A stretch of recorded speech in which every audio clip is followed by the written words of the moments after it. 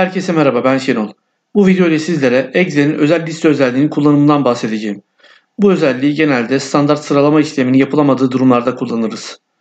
Örnek olarak ben bu çalışmamda karışık aylardan oluşan bir veri tablosu hazırladım.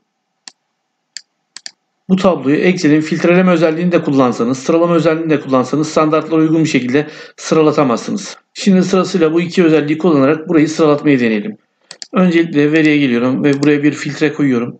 Filtreden şurada A'dan Z'ye sıralamayı tıklıyorum. A'dan Z'ye Ağustos'tan başlayıp en son Temmuz olacak şekilde sıraladı. Bir de Z'den A'ya deneyelim. Bu sefer de Temmuz'dan başlayıp Ağustos olacak şekilde tamamladı sıralamasını. Aynı işlemleri bir de sıralı özelliğiyle yapalım. Filtreyi kaldıralım. Şu yine seçili olsun. Buradan ayları seçtiğimde A'dan Z'ye yine aynı şekilde, Z'den A'ya yine aynı şekilde sıralamasını yapmakta. Burada ayları standartlara uygun şekilde Ocak'tan başlayıp Aralık'ta bitecek şekilde sıralatmanın tek yolu özel listeyi kullanmaktır. Burada yine aylar seçili bir şekilde şuraya geliyorum ve özel listeyi tıklıyorum. Buradan özel listeden şu ikisinden birini seçebilirsiniz. Ben şunu seçmek istiyorum. Tamam diyorum.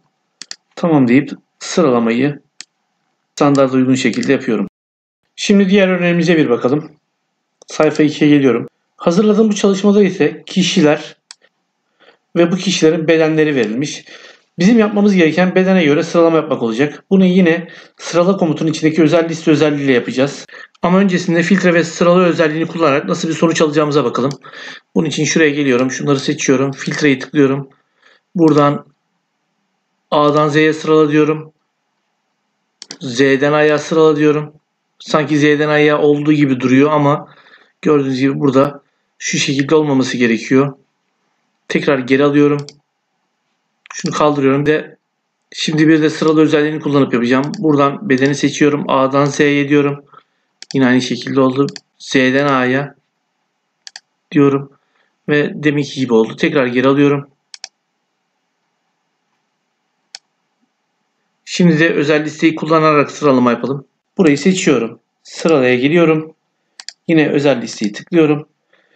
Özel listeye baktığımda yalnız bedene göre sıralama yaptırabileceğim bir seçeneğin olmadığını görüyorum. Bunun nedeni Excel'in sadece evrensel standartları özel listenin içine eklemiş olmasından kaynaklanıyor. Siz istediğiniz tarzda sıralama yapabilmek için adı üzerinde özel sıralama listesini özel liste içine eklemeniz gerekiyor. Peki bunu nasıl yapacağız? Şu alana geliyorum. Bedene göre sıralamayı small'dan başlayacak şekilde virgül, medium, virgül, large, virgül, x large, virgül, xx large, virgül, son olarak xxx large deyip ekle deyip şu sol taraftaki alana ekliyorsunuz. Tamam diyorsunuz. Tamam diyorsunuz. Tabii burada yapmamız gereken şurada bedeni seçmek olacak. Bunu atlamamak gerekiyor. Tamam deyip bu şekilde sıralamayı yaptırıyorsunuz.